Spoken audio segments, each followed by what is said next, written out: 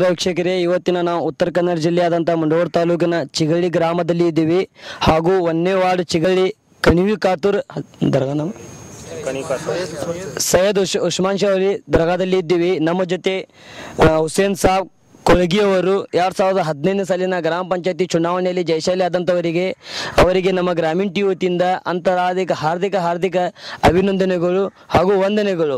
ಅವರು 2015 ಸಾಲಿನ ಗ್ರಾಮ ಪಂಚಾಯತಿ ಚುನಾವಣೆಯಲ್ಲಿ ಜಯಶಾಲಿ ಆದಂಥವರಿಗೆ ಈ ಸನ್ಮಾನ ಕಾರ್ಯಕ್ರಮವನ್ನು ಊರು ಹಿರಿಯರಾದಂಥವರು ಹಾಗೂ ವಾರ್ಡಿನ ಸದಸ್ಯರಾದಂಥವರು ನಡೆಸಿಕೊಡ್ಬೇಕಂತ ಅವರಲ್ಲಿ ನಾನು ಕೇಳ್ಕೊತೇನೆ.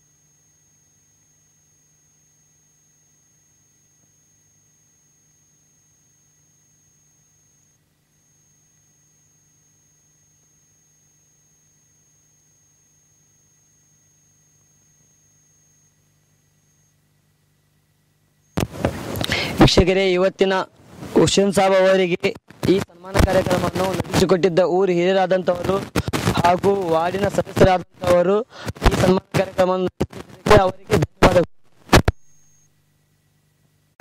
ಈ ಸನ್ಮಾನ ಕಾರ್ಯಕ್ರಮವನ್ನು ಊರು ಹಿರಿಯರಾದಂಥವರು ಹಾಗೂ ವಾರ್ಡಿನ ಸದಸ್ಯರಾದಂಥವರು ಈ ಸನ್ಮಾನ ಕಾರ್ಯಕ್ರಮ ನಡೆಸಿಕೊಟ್ಟಿದ್ದಕ್ಕೆ ನಮ್ಮ ಗ್ರಾಮೀಣ ಟಿ ವತಿಯಿಂದ ತುಂಬ ಹೃದಯದಿಂದ ಹಾರ್ದಿಕ ಅಭಿನಂದನೆಗಳು. ಹಾಗೂ ಹುಸೇನ್ ಸಾಬ್ ಅವರು ತಮ್ಮ ಊರನ್ನು, ತಮ್ಮ ವಾರ್ಡವನ್ನು, ತಮ್ಮ ಗಲ್ಲಿಯನ್ನು ಯಾವ ರೀತಿಯಲ್ಲಿ ಬದಲಾವಣೆ ಮಾಡ್ಬೇಕು ಅನ್ಕೊಂಡಿದ್ದಾರೆ ಅವ್ರ ಬಾಯಿಂದ ಕೇಳೋಣ. ಸರ್ ನಮಸ್ಕಾರ. ಸರ್ ನಮಸ್ಕಾರ.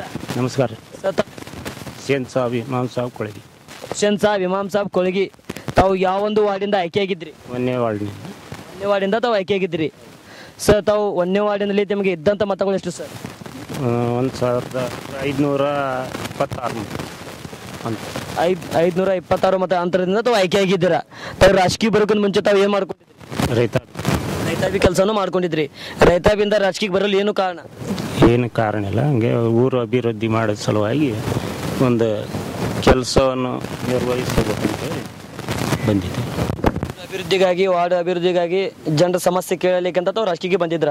ರಾಜಕೀಯ ಜೀವನ ಹಾಗೂ ಕೃಷಿ ಜೀವನ ಇದರಲ್ಲಿ ತಮಗೆ ಯಾವ ವ್ಯತ್ಯಾಸ ಕಾಣ್ತಾ ಇದೆ? ರಾಜಕೀಯ ಜೀವನ ಯಾವುದು ವ್ಯತ್ಯಾಸ ಅನ್ನೋಕ್ಕೆ ಇದೆ ಒಂದು ಊರ ಅಭಿವೃದ್ಧಿ ಸಲುವಾಗಿ ನೀರಿನ ಸಮಸ್ಯೆ, ಗಟಾರ, ಒಂದು ಊರ ಸ್ವಚ್ಛತೆ, ಒಂದು ಜನ ಸಂಪರ್ಕ ರೀತಿ ನಡವಳಿಕೆ ವ್ಯರ್ಥ ಒಂದು ಅನುಸ್ಥಿತಿಯಿಂದ ಒಳ್ಳೆಯ ಮಾರ್ಗದರ್ಶನ ತೋರಿಸ್ಬೋದಂತೇಳಿ ಮಂಡಳ ಪಂಚಾಯತಿಗೆ ಆಯ್ಕೆ. ಸರ್ ತಾವು ರಾಜಕೀಯಕ್ಕೆ ಬಂದ ಮೇಲೆ ತಮ್ಮನ್ನು ತಾವು ಯಾವ ಪಕ್ಷದಿಂದ ಗುರುತಿಸ್ಕೊಳ್ಳೋಕೆ ಇಷ್ಟಪಡ್ತಾ ಇದ್ದೀರಾ? ತಾವು ನಾವು ಕಾಂಗ್ರೆಸ್ ಪಕ್ಷದಿಂದ ಕಾಂಗ್ರೆಸ್ ಪಕ್ಷದಿಂದ ಇಷ್ಟಪಡ್ತಾ ಇದ್ದೀರಾ? ತಾವು ಕಾಂಗ್ರೆಸ್ ಪಕ್ಷದಿಂದ ಗುರುತಿಸ್ಕೊಳ್ಳೋಕೆ ಇಷ್ಟಪಡ್ತಾ ಇದ್ದೀರಾ.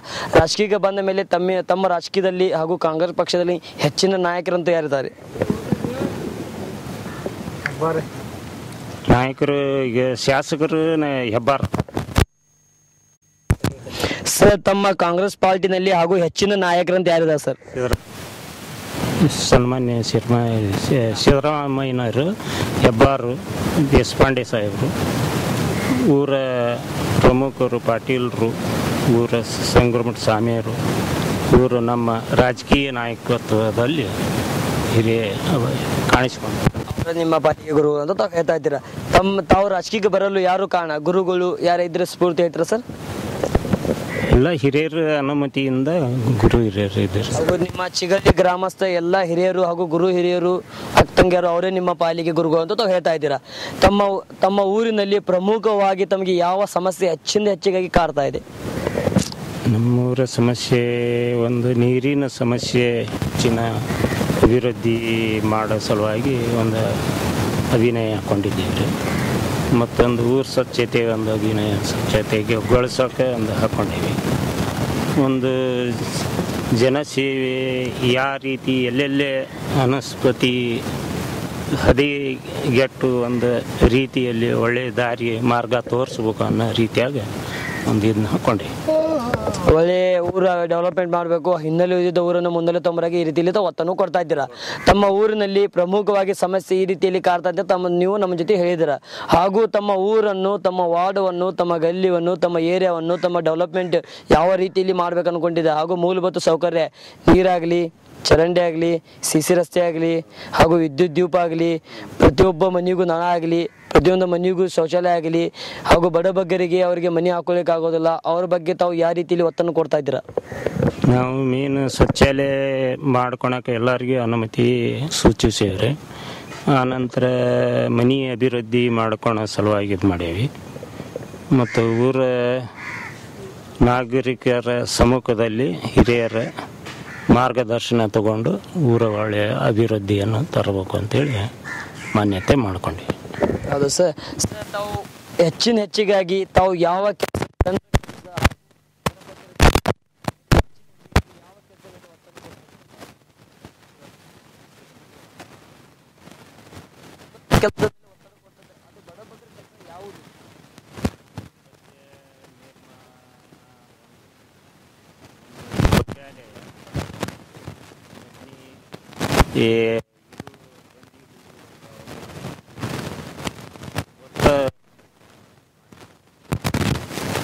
ಕೊಡ್ಬೇಕಂತ ತಮ್ಮ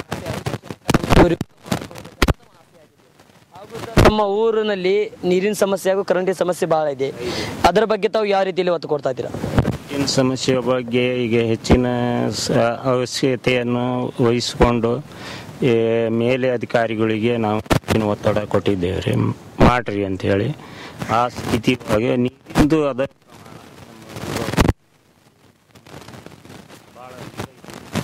ಅಲ್ಲೇ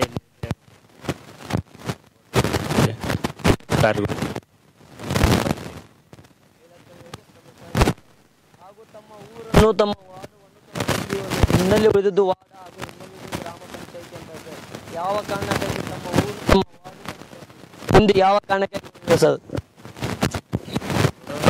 ಅಂತ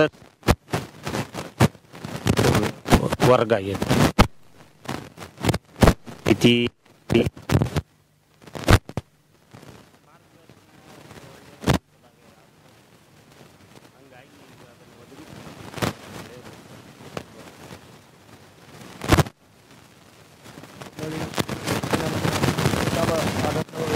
ನಮ್ಮ ಊರನ್ನು ಪ್ರಮುಖವಾಗಿ ಸಿಟಿ ಲೆವೆಲ್ಗೆ ತಗೊಂಡ್ಬರ್ಬೇಕಂತ ಅವರು ಆಸೆ ಇದೆ.